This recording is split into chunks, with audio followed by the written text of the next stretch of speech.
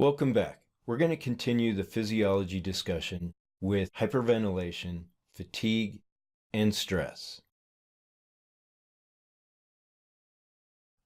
Hyperventilation is an important topic, and you can bet it's going to be on the exam.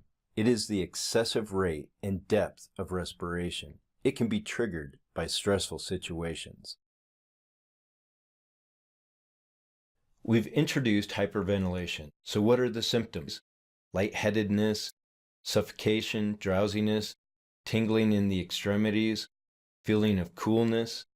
In rare cases, it can lead to unconsciousness.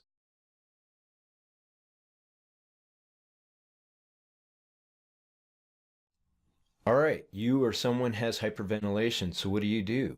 Start with a controlled, slow breathing rate, or try talking out loud. Another controversial approach is breathing in and out of a bag that is held over your nose and mouth. I think it's worth doing your research on this procedure. While the FAA documentation identifies this as an option, recent health journals advise against it. Fatigue, like hyperventilation, is an important topic, and you can bet it's going to be on the test.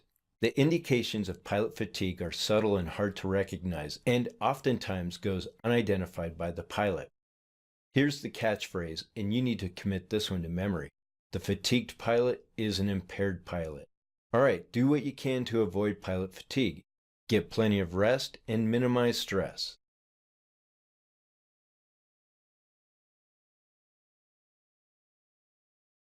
Fatigue can either be acute or chronic. Acute fatigue is something that's part of our normal occurrence of everyday living.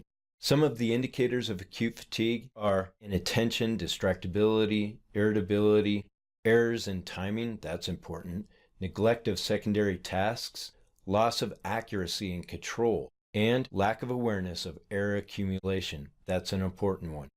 Chronic fatigue may be the result of physiological problems and psychological issues, or both.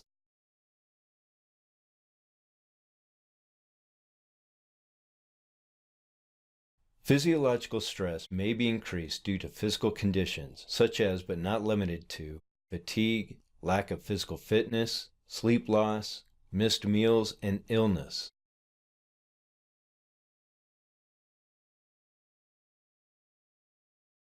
Psychological stress may be social or emotional factors which may include, but are not limited to, a death in the family, a divorce, a very sick child, or maybe a demotion at work.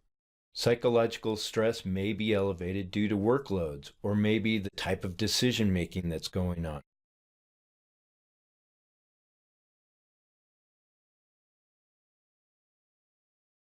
Visual line of sight and seeing a void is required for safe operations, obviously. So what are the factors that impact vision? Well, we've already touched upon alcohol, but let's touch upon 5 more. Our DNA or genetics, how old we are. An important one, stress. That will impact our vision. What we choose to eat or our diet, lack of exercise, and of course, direct damage.